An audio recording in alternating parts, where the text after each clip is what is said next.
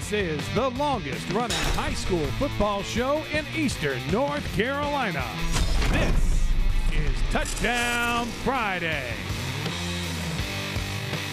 Good evening, everyone, and welcome to Week 10 of the high school football season. This, of course, is Touchdown Friday. The regular season quickly winding down. The race to conference championships intensifies over the next couple of weeks. And speaking of intensity, how about this matchup in week number 10? 8-0 Green Central visiting 8-0 Kinston for our Touchdown Friday game of the week. Here we go.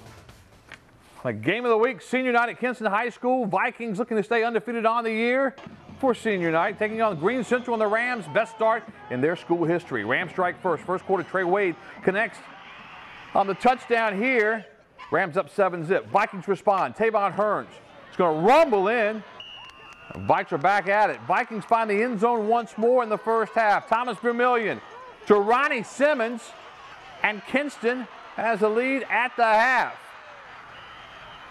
Quieting everybody down in that halftime. Kinston honored by the NFL. More on that coming up later on. Second half, here come the Rams. Wade goes deep to Talon Spate, and he's going to make a play on the football. And then more Rams. Wade to Bynum. The Rams take a 21-20 lead. And then on fourth down with the backs against the wall, the Vikings would go for it. Thomas Vermillion will go to Anthony Berry for the touchdown. And the Vikings would go ahead 28-21 after the two-point conversion. What a great run in a clutch situation, breaking tackles against the grain, and that crowd was going absolutely crazy. Last chance for the Rams. 4 seconds on the clock.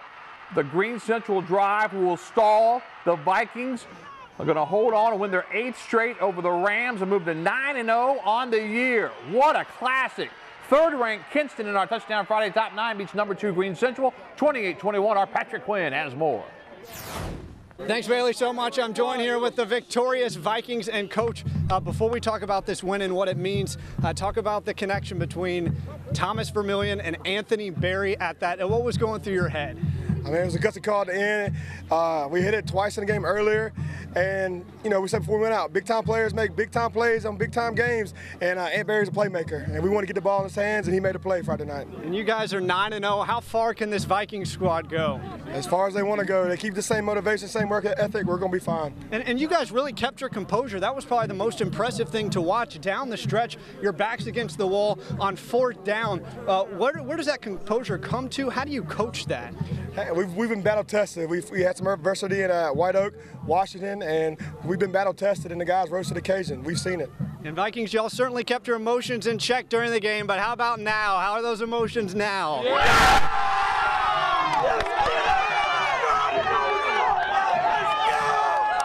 And Kinston no longer just a basketball school. Great win tonight for the Kinston Vikings over Green Central. All right, let's go to more highlights. North Lenore trying to get a win against Aiden Griffin and the Chargers. They just couldn't get it done in this one. Highlights of this one. AG and North Lenore. First play of the game is Brandon Hardy returning the kickoff. And he's going to break some tackles, get out of the jam. And he's going to go left and right again. Dodging multiple North Lenore defenders. Nice little gain there. A couple of plays later, Jawan Blunt finds DeQuarius Taylor for the score. The Chargers, the touchdown. Blunt was finding people all night. Here he finds 2 Chargers. Jamar Bynum is going to catch this one. Yes! Aiden Griffin goes on to win it 33-14. Congrats to Coach Paul Cornwell on his 100th win as the head coach. AG with the win tonight. All right, Goldsboro Cougars and the South Lenore Blue Devils. This one, all Goldsboro pretty much as expected. Blue Devils looking for their first win of the season. They had trouble holding on to the football. Mike Pollard, the keeper, but Jamel Larkins is going to strip the football, take it away. It's loose, and the Cougars are going to capitalize on that baby. Almost a scoop and score. More trouble handling the ball for South Lenore. This time, Rodney Dodson strips Tyree Suggs. Next play, Nashir Boughton finds Eric Buffkin in the end zone to put the Cougars up 21-zip in the first quarter. Big blowout for Goldsboro on the connection right there on their way to a 64-point night. They win 64-6 was the final. Let's move to the 4A ranks now where New Bern, Conley, and Rose all in a battle for that conference championship. Conley has the upper hand on Rose with that win. The Bears still have both the Vikes and Rampants to play. New Bern back at home tonight playing host to Aycock, and the Bears would win on homecoming tonight. The Queen, Jody Holtz, the King, Charles Nobles, and at the half it's New Bern leading CB Aycock by the count of 21-7. Aycock and their quarterback Jake Flowers drops back with a little lateral right here, but it's picked off. How about that? The guy Murphy grabs it, goes the other way. He's got the pick six. Bears add to the lead. And D. Beckton fakes, keeps around the near side, 43 yards on the run.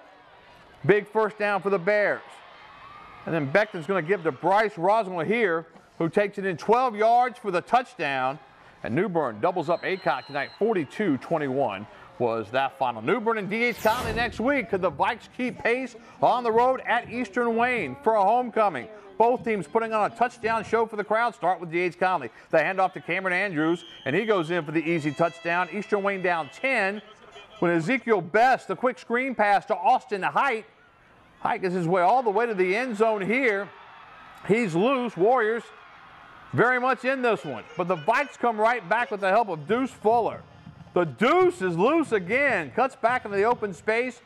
And he has gone 60-plus yards on the touchdown run. Vikes led 35-21 at the half. And Conley knocks off Eastern Wayne 56-35 tonight for Touchdown Friday. Southern Wayne and South Central tonight. The Falcons at home against the Saints. First play from scrimmage. South Central is going to look deep.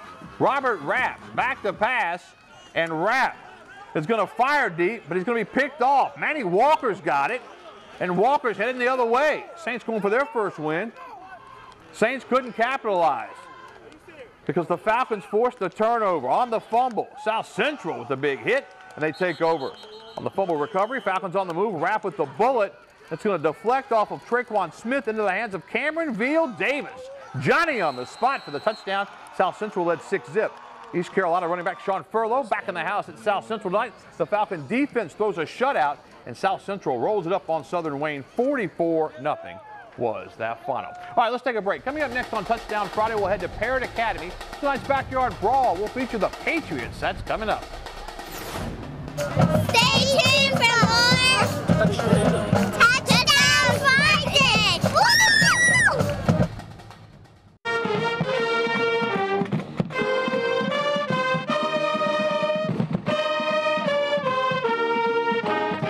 All right, welcome back to Touchdown Friday on this 10th week of the high school football season. Our Backyard Brawl takes us to Parrott Academy tonight. 8-man football with Parrott going for a 5th win in a row, and they were dominant again tonight. From the very start, the Patriots had it cranking.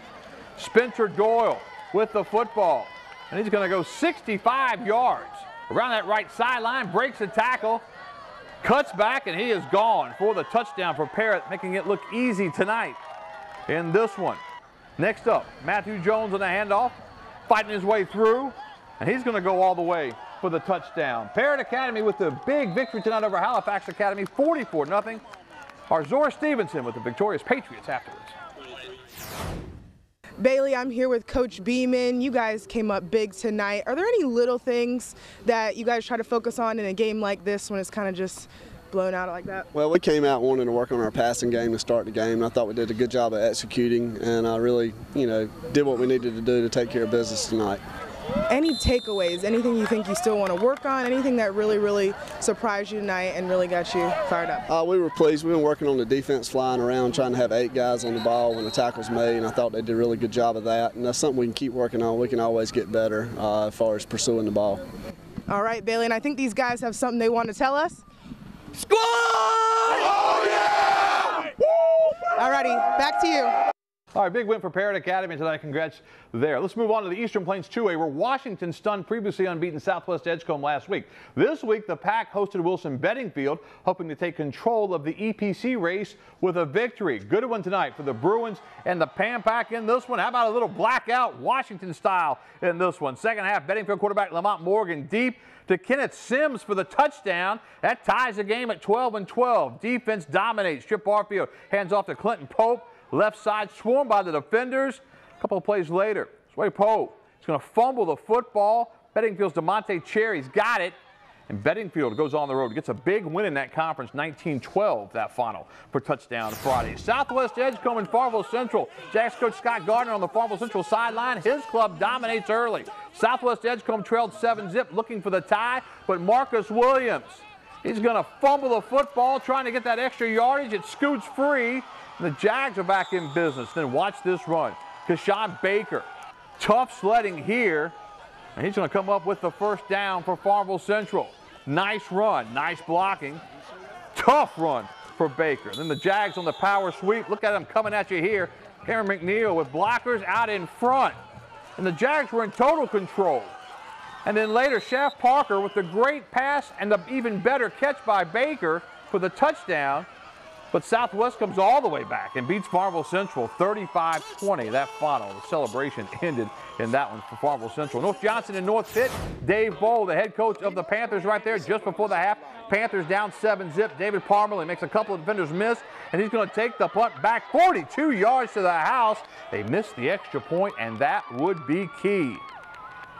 At halftime, the new homecoming queen at North Pitt. Second half, North Pitt mounting the comeback, but Keon Prescott at North Johnson. The recovery here on the fumble, and North Johnson holds off North Pitt 7-6. Was that final count tonight for Touchdown Friday. Let's take another break. As we go to break, check out tonight's fan camp. They came from near and far for tonight's Battle of Unbeaten in the Eastern Carolina 2A Conference. Kinston fans, Green Central fans, all for the fan camp. Back with more on Touchdown Friday after this.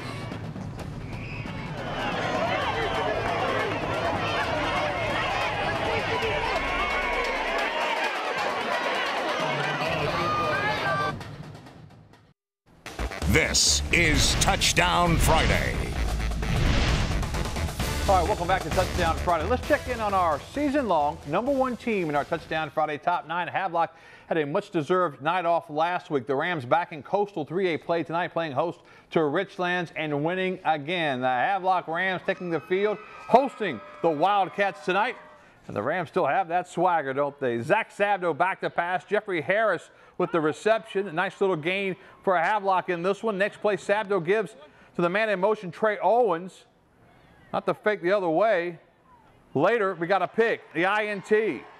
Ben Jackson back to pass, picked off by Khalil Barrett. Returns it to midfield. From the 4, Sabdo gives to Cameron Hutchinson, who dives into the end zone. Havelock goes on to win 40-10. That final in the Coastal 3A. How about Riverside and Tarboro tonight? The Vikings and the Knights in this one. Tarboro fired up at home. Riverside ready to go. First play from scrimmage. The Viking quarterback, Tay Randolph, play action to DeQuest Joyner, 51 yards for the touchdown. He was wide open. It's 6-zip. Nice start for head coach Jeff Craddock and those Vikings. Next possession, Vikings, Tay Randolph punches it in on the quarterback sneak. Tarboro up 14-zip. Riverside trying to hang tough in this one. Jeremiah Wilson overthrows his receiver, picked off by Jacob Hunter. He's got the INT. Tarboro's got the victory. 49-28 was that final. All right, Wallace Rose Hill tonight at East Bladen. And Keyshawn Kennedy, the future Pirate, had a big night in this one. Early on, Kennedy heading to his right, gets a couple of blocks, and he is gone. 29 yards for the touchdown. And Wallace Rose Hill is out in front, 7-zip. 10-6 now Kennedy, because he's going to cut left, and then he's going to cut right. He's going to bulldoze his way into the end zone. 14-yard touchdown run. Wallace Rose Hill on its way to a big win. 51-13 tonight was that final for Week 10. And Jones Sr. in Northside for a homecoming for the Panthers. Early in the game, the sophomore Anthony Taylor back to pass a deep ball to Austin Davis, and he is drilled as he makes the catch. Big hit on that sideline. He holds on to the football. Didn't score on the drive. Early in the second quarter, Taylor takes it in for himself all the way for the touchdown. Jones Sr. Trojans first on the board with the score. Northside struggled to score in this one. Their quarterback, Jackson Midget, going to take it in for himself. Gets nailed by Jaquan Jones here on the play here. And Northside's going to fall in a close one. Ooh, big hit. Jones Sr. 13, Northside 6 was that final. All right, let's take our final break. Coming up next on Touchdown Friday, we had gold footballs at Kinston tonight. Our Katie Harden will have that story. Plus, we've got the very best plays of the night with our extra points. Back with more on Touchdown Friday after this. Stay tuned for more Touchdown Friday. Go Bears! Go TK! All right, welcome back to Touchdown Friday. Tonight's Kinston Green Central game provided even more than a battle of unbeatens. At halftime, former Kinston stars Ron Wooten and Lynn Dawson were honored. They were teammates with the New England Patriots in Super Bowl 20 in 1986. Our Katie Harden has tonight's story. Two former Vikings set a golden example for young players. Before ESPN, before the names on the back of jerseys, before end zone charades, just an oblong ball that made men out of boys. Lynn Dawson says he knew football was special before he took the field at Super Bowl 20 with the New England Patriots. Dawson, along with his high school and NFL teammate Ron Wooten, were honored in Kinston on Friday. It really is not a reflection on me. This speaks boldly about the character and the kind of people that work here in Kinston. The Golden Footballs were presented to the duo by the NFL as a sign of appreciation for the program in Lenoir County. Former Kinston teammates say the pair has been setting a positive example for players since they first took the field. Everybody around here really supported them. They're just two regular guys that went on to be professional athletes. Dawson says he's been able to apply lessons from football off the field. He hopes younger players realize their potential and strive for success. Assume the responsibility because, you know, where much is given, much is required. And if you have the talent and the skills in one area, you ought to be able to transpose them and move those to an area in which they can help you further.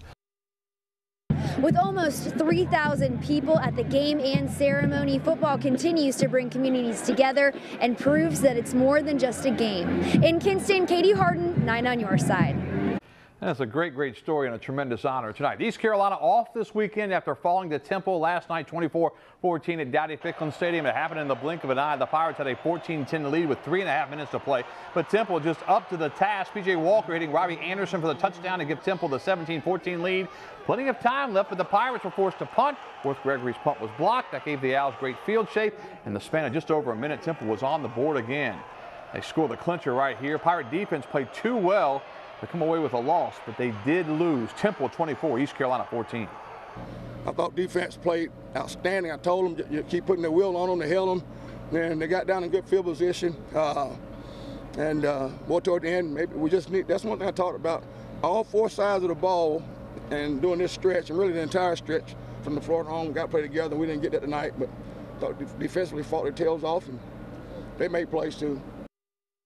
All right, Pirates at UConn coming up a week from Friday night tonight. Recap the night's biggest scorers. Look at this. Green Central and Kinston. Battle of Unbeatens goes to the Vikings. 28-21 was that final count. Our game of the week next week is New Bern and Conley. Conley beat Eastern Wayne 56-35, and New Bern knocked off Aycock 42-21 was that final score. Also, our backyard brawl goes to Parrott Academy tonight, 44-zip over Halifax Academy. That's our show for tonight. Have yourself a great sports week. We close it out with the very best plays of the night from week 10 of the high school football season. These are our extra points. Good night, everybody.